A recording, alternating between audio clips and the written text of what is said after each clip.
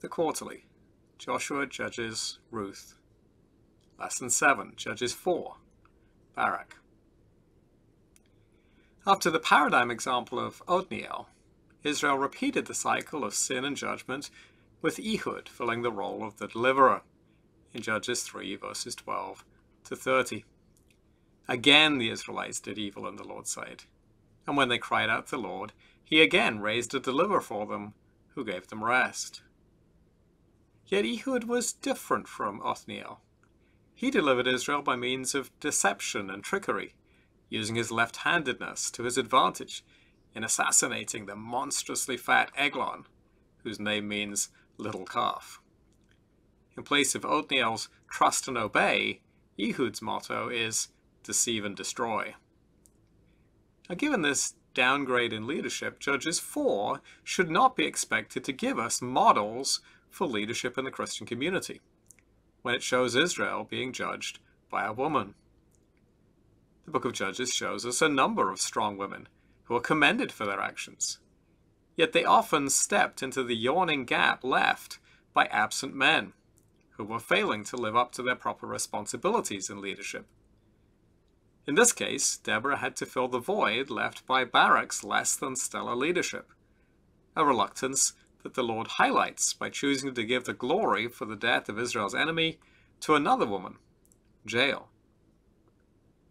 After Ehud died, Israel once again did what was evil in the eyes of the Lord, Judges 4:1. Moreover, when Israel sinned, the Lord once again handed them over into the power of a tormentor.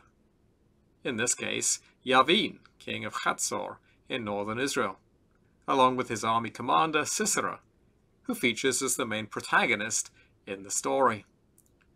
Sisera's 900 iron chariots formed a considerable strike force, at a time when most advanced weaponry was made of bronze, and few people had any armor at all. What's more, the Jezreel Valley formed the perfect terrain for such chariot operations. Not surprisingly, Israel was no match for Sisera, and was easily subjugated. More surprising is the fact that though Yavin's oppression was harsh, this time it took them 20 years before they cried out to the Lord. Judges 4:3. Deborah's response to the people's request for help was not to lead the people into war herself, but rather to summon a man named Barak from the tribe of Naphtali, telling him that he was the man the Lord had chosen to defeat Sisera. Judges 4:6. Barak's name means lightning, but he was hard-pressed to live up to such a dynamic title. The task to which he was called was simple. He was to draw to himself 10,000 men and to gather them on the slopes of Mount Tabor, chapter 4, verse 6, a dome-shaped mountain in southern Galilee that overlooks the Jezreel Valley and dominates its surroundings. The Lord would in turn draw Sisera, along with his army and chariots, into the Kishon Valley, where he would hand Sisera over to Barak, chapter 4, verse 7. It's a clear and definitive promise, but one that rests entirely on the Lord for its success.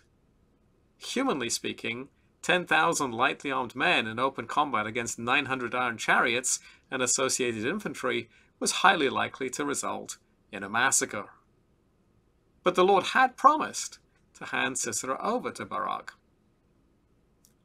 However, when Barak received the word of the Lord through the prophetess, his response was not exactly one of bold faith. Rather, he replied to Deborah, "If you go with me, I'll go. But if you don't go with me, I won't go." Judges 4:8. Now, Moses said the same words to the Lord in Exodus 33:15. "If your presence doesn't go, don't make us go up from here." However, it seems to me completely different to ask the Lord to go with you on a venture than to rest your trust in the presence of a woman, even if she is a prophetess.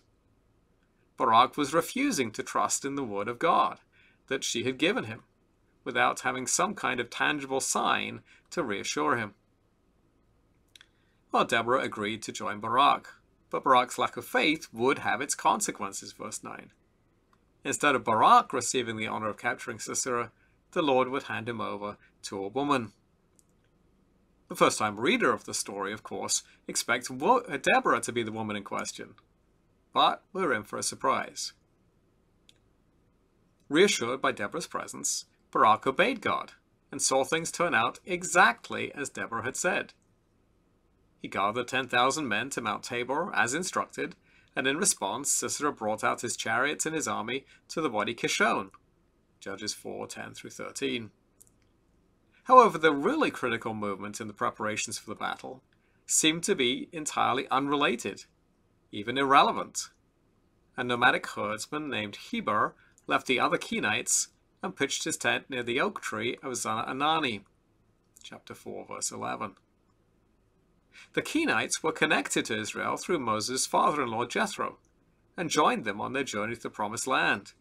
See chapter 1, verse 16. Most of the Kenites settled in the south, in the wilderness of Judah. But for some reason, Heber separated himself and moved north, where he allied himself to Sisera. He may have seemed like just another passing nomad, but he, or rather his wife, would play a key role in the story. Just as Barak called his forces together in verse 10, so Sisera called his forces together in verse 13. But the decisive action throughout the struggle is the Lord's, as verse 15 makes clear. It was the Lord who summoned Sisera to the location of his choosing, and it was the Lord who threw Sisera's army into a divinely induced panic. Judges 5, verses 4-5, makes it clearer exactly how this happened. Lord, when you went out from Seir, when you marched from the region of Edom, the earth trembled, and the heavens dropped. Yes, the clouds dropped water. The mountains quaked before the Lord, even Sinai before the Lord, the God of Israel. In other words, the Lord quite literally rained on Sisera's parade, turning the normally dry Kishon Valley into a boggy mire, and thus neutralizing the tactical value of all those chariots. An inauspicious rainstorm would also have been demoralizing for a people like the Canaanites, whose god Baal was supposed to be the god of rain and lightning. In this case, it is clear that it is the Lord who is the true storm god, and his servant, Mr. Lightning, Barak, was only left to complete a mopping-up operation. He pursued the fugitives as far as their hometown, leaving no one alive. Judges 4:16. Except for one person. In the confusion of the battle, Sisera abandoned his bogged-down chariot and fled on foot. Verse 17. Yet though he had escaped the battle, he could not escape the Lord. The Lord had carefully moved all his pieces into position, with Heber the Kenite camping by the oak tree in Za'anani. Heber was supposed to be an ally of Yavin. There was shalom, peace, between them. But there is no shalom for the wicked, Isaiah 48:22. And Sisera had reckoned without the formidable Yael, Heber's wife. The narration slows down at this point. The author recounted the entire battle and pursuit in a mere 2 verses, and we hear nothing of how Sisera escaped or came to Yael's tent. Yet now the narrative builds suspense as it adopts a slow-motion approach.